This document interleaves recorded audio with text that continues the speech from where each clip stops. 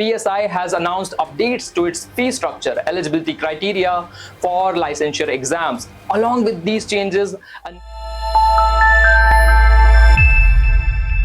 Hi guys, it's an exciting news for those who are planning to become a pharmacist in Ireland. The PSI has announced updates to its fee structure, eligibility criteria for licensure exams. Along with these changes, a new application form has been released on their official website.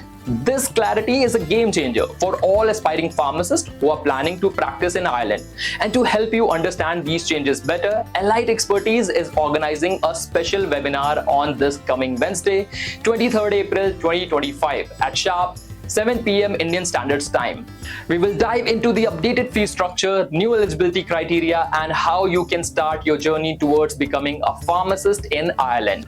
And to register, you can check out the link in the description. Don't miss this webinar if you want all your questions answered. If you found this video informative, you can like this video, share this video, and also subscribe to Elite Expertise without forgetting to hit the bell icon so you don't miss on such great updates. Thank you.